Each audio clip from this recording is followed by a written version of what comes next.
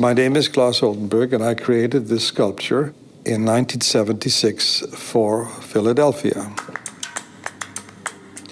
Well, I've always been interested in clothespins, which tend to lie around the studio, pinning things together.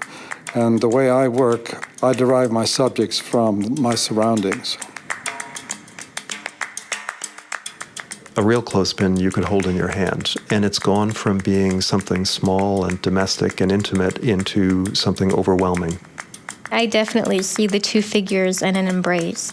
And it's, for me, a beautiful kind of pickup on the idea of Philadelphia being the city of brotherly love.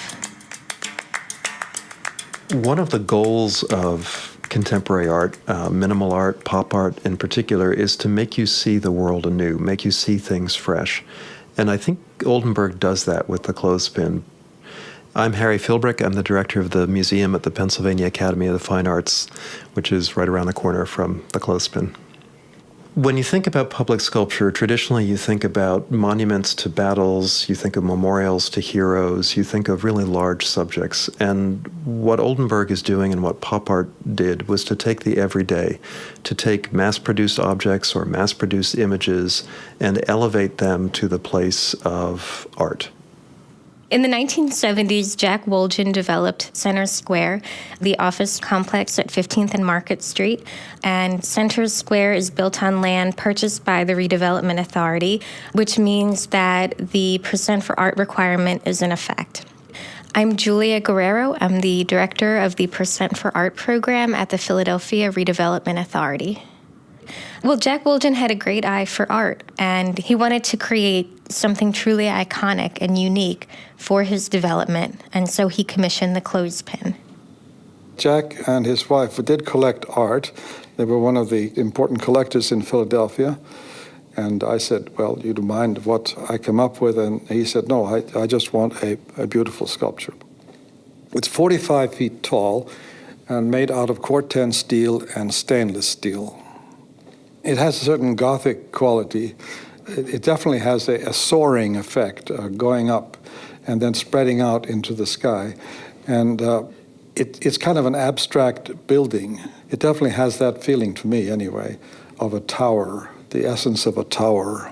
Also, the spring on the coil has a reference to the number 76 being the year it was installed.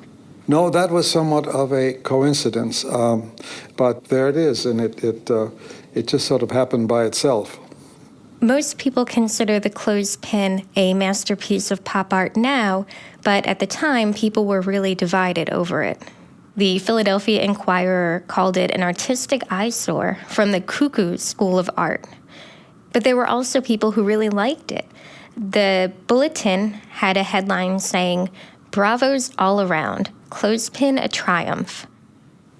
When you look at the clothespin, it certainly looks like a clothespin, but you can also, if you use your imagination, see it as two people kissing. You can see two people in profile closely embracing, and that brings to mind Constantine Brancusi's The Kiss, which is down the Parkway at the Philadelphia Museum of Art. You can say because it's so close to City Hall, it's an interpretation of airing dirty laundry.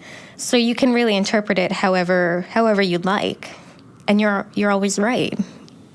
If you give people a starting point with something they can recognize, I think it helps, rather than a totally abstract work. I mean, this work is very abstract. You could see it that way, too. But it is something you can get a handle on, and you could say, oh, it's a clothespin, and then you can begin from there.